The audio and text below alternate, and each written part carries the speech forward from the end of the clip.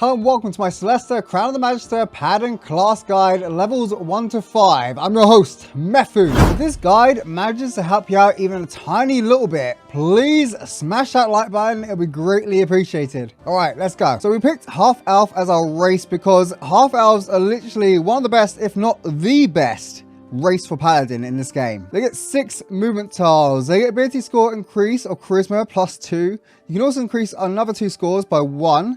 They get bonus to 2 skills. They also have dark vision, see normally in dim light and in natural darkness as if in dim light. Yeah, this may not look like much on paper, but darkness is a big deal in this game. You'll literally take massive disadvantages, meaning you'll be missing more, means you'll be doing less damage.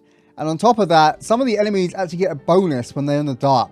So you're going to watch out for that. Moving on to Fey Ancestry, saving throw advantage against charm, immunity to magical sleep. This is another big deal in this game as well, because if you're making your paladin into a tank, which I normally do, I make him sword and board or her sword and board.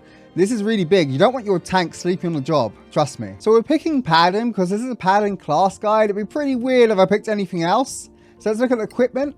So we're going strength paladin as well. So longsword's pretty cool. We don't need to change anything here. Javelin's good as well if you need a bit of a range attack. All this is good as well. So we'll validate that and go next. So on to selected deities. So these deities don't really matter. They're mainly just for fluff or how you want to roleplay or RP your character. I normally just go lawful good because I think paladins are pretty good anyway. They're supposed to be goody two-shoes characters. I mean, you can play it as an evil character if you want to. But lawful good is pretty cool for me. Right, so moving on to a background. So there's a lot of backgrounds you can choose depending how you want to build your paladin. I normally go aristocrat because you get more persuasion and intimidation. You get to choose additional 2 languages. This is quite strong because normally your paladin is going to be your face character, which means the main character that you use to speak to NPCs with, so you can pass persuasion checks easier, get more dialogue, get more gold, you know, that kind of thing. So having more proficiency in persuasion and intimidation just allows them to do their job better as the face of the party, so to speak. So role-playing flags are literally just used for role-playing purposes or how you want your character to act or what kind of personality you want them to have. So it has nothing to do with combat at all. So we're just going to pick whatever here. Same on the alignment as well. We're just going to pick whatever because it doesn't really matter in combat. Right, now over to the good stuff. The ability scores, which is also known as the attributes. So normally I would go for point buy. I normally play on Cataclysm difficulty as well, the hardest difficulty in the game. So I would just pick this just to give myself more of a challenge because you can roll for the best stats if you want to. You can literally just keep rolling this till you get all 18s and stuff. But I feel like point buy is the most balanced approach to the game depending on what difficulty you want to play on. So because we are building a strength paladin, we are going to start pumping that strength stat all the way to 15. We're going to take con up as well. We're going to take con all the way to 15 as well. And charisma, because we got a 2+ bonus, we can take that to 16. And the last 2 points we're going wisdom for the will save. Will save's actually one of the most important saves in the game. It's one that you're going to get a check for the most compared to intellect and the reflex saves. So yeah, wisdom is probably the best to have at 10 and not at minus. So over to here, because we're a half elf, we get 2 more points each to spend each stat. So we're going to bring strength up to 16. This means you'll be hitting more, doing more damage. I'm building my paladin as a tank character, also the face of the party. So strength is very important for this build. And then over to here, Constitution, that increases your overall HP each time you level up, gets higher and higher, and it also fulfills the role of being the tank. Okay, with the stats out of the way, let's move on to proficiencies. So over here we go athletics. The reason we go athletics is because jumping, climbing is actually a really big deal in this game as well. Like, you need to be able to cover ground quite quickly and quite efficiently, because otherwise you're just going to be stuck in combat, not being able to move, not being able to climb walls, not being able to jump across gaps and stuff, which will really hamper your ability to be able to tank. So now over to deception. This is a charisma based skill. It'd be crazy not to take it. Our charisma is 16. We're the face of the party, or building towards to being the face of the party. It just gives you more dialogue options. So you got deception, you got intimidation, and you got persuasion all at 5. So you have to be like, oh, I need to do intimidation because it's my highest stat. You can pick whatever way you want to play out the conversation and get whatever result you desire. So over to class skills, we're going to get a choice of 3 here. Religion is really low because our intelligence is at 8, so we get the -1 on that. So we're not going to go for religion. Someone else can cover that. Someone with more intelligence, maybe like a wizard or something. We're going to take insight and medicine because we have no other choice. So over to languages, just kind of even out what you don't have on the other party members, because it'd be kind of silly to everyone just go giant because that's not really going to accomplish much. But yeah, I'll just take Orcish, Terran, Old Temeran, and go next. So appearance and stuff doesn't really matter in the grand scale of things. I mean, it does to me, but I'm not going to sit here and design a character for half an hour because that would actually waste a lot of your time and mine. So we're just going to call this Paladin because it's a Paladin. So there we have our level 1 Paladin starting build. So we're going to click on that and start leveling this up and take it all the way to level 5 just to show you what to take. So we just unlocked Divine Smite. When you hit a creature with a melee weapon, you can spend 1 more spell slot to deal 2d8 additional radiant damage. So this is really, really strong. Most of the time you want to be using your spell slots on this to do extra damage in combat. We also get to pick a fighting style, which is cool, and we get more Paladin spell casting. So let's go next. So here, depending what you want to do, and depending how you want to play your Paladin, I'm playing this as a tank. So first fighting style, we have protection. When a creature you see attacks a target other than you that is within 5 feet of you, you can use your reaction to impose disadvantage on the attack roll. You must be wielding a shield. So this is pretty strong for a tank. You have your party members quite close to you. I don't pick it personally. I normally go dueling because when you're wielding a melee weapon in one hand and no other weapons, you gain 2+ bonus to damage rolls with that weapon.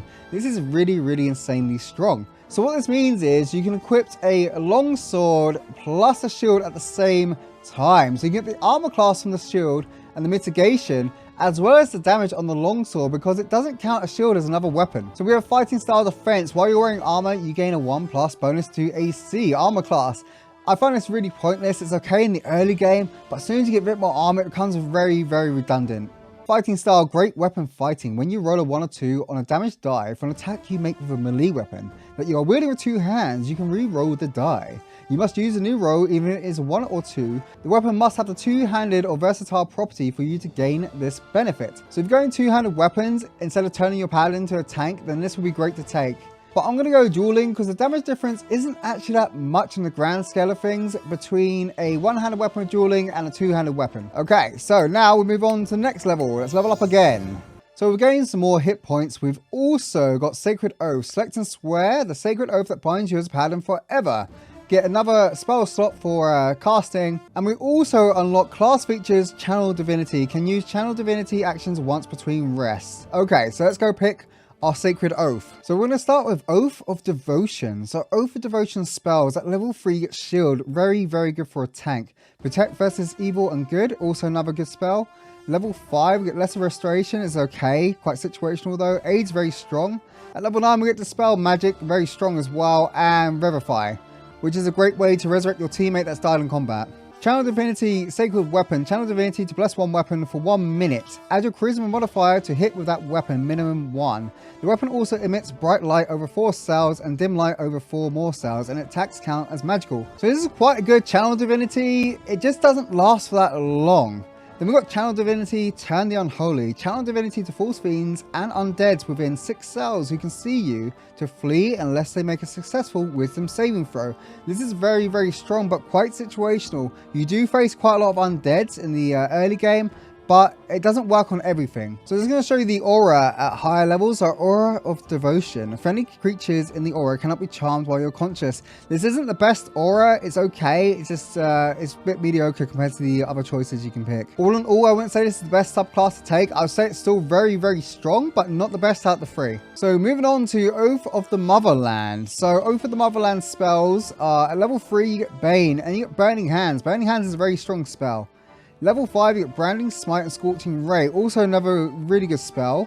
Level 9 Fireball, which is really OP. Fireball is one of the strongest spells in the game, and Dispel Magic, which is also good. The only problem with this is that you need to have a hand free to cast spells. So you need to unequip your weapon to be able to cast. So this is actually okay at the beginning of the fight. You can throw it out before the enemies reach you, but once you're in the fray and up close and personal with the enemy, you don't really want to be unequipping your weapon mid-fight because you'll lose a lot of armor class. So Channel Divinity Fiery Wrath. Channel Divinity target 1 creature within 12 cells, dealing 2d6 plus Paladin level 5 damage and setting the target on fire. It can make a DC 10 dexterity check to put out the fire or sustain 1d6 more fire damage per turn for 1 minute. So this is quite a strong Channel Divinity. It just needs the enemy not to make their reflex save to be able to get that off. But the strongest one, which I probably use the most because I'm be tanking and have everyone on me, is Channel Divinity Fiery Presence. This thing is really, really strong.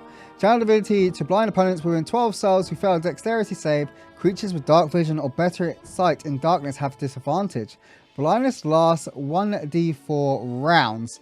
So this is actually very strong. You can actually win a fight right to start the fight if the enemy doesn't pass their reflex saves. It gives you a massive advantage. So this is going to show you the higher level aura that you get level 7. Volcanic aura. Friendly creatures in the aura gain fire resistance and +1 to AC. This is probably actually the best subclass aura for Paladin at the moment. This is really, really strong, very solid aura to have. So over to Oath of TIRMAR, Sacred Oath features. So you get bonus language. When you take the Oath of TIRMAR, you acquire Temerian language. You get Oath of TIRMAR spells in your list and always prepared. So level 3, you get Sleep and Shield. Shield is very, very strong to have on a tank. Really strong reaction skill. At level 5, you get Whole Person and Blindness. Whole Person are also a great ability.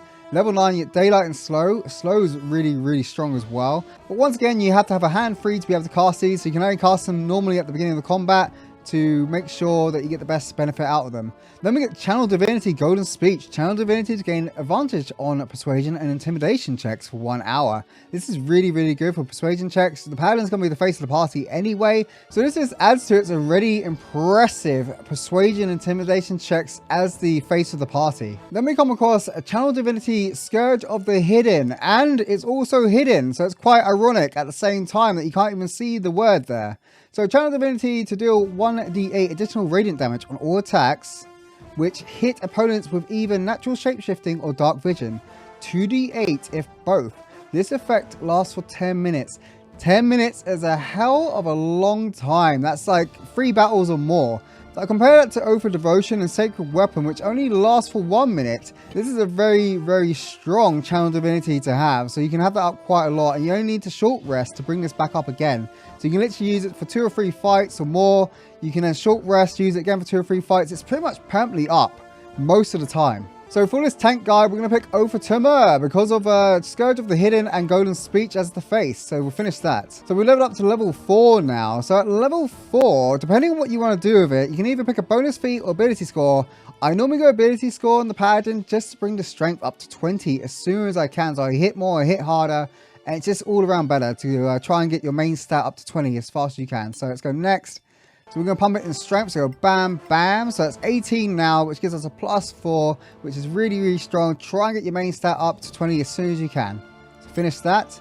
Then back to characters again, and we'll level up for the final time. So we've only got up to level 5 in this guide at the moment. So we gain more hit points. We've increased our saving throws and stuff. We've got more Paladin spell casting. Spell attack is increased to +6. More spell slots as well, first and second. And we also gain extra attack. This is when the Paladin becomes a lot stronger because getting an extra attack per turn is really, really goddamn strong.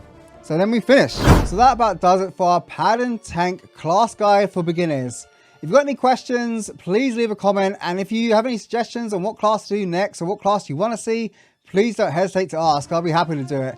Anyway, like, subscribe, and I'll catch you in the next one. Take care.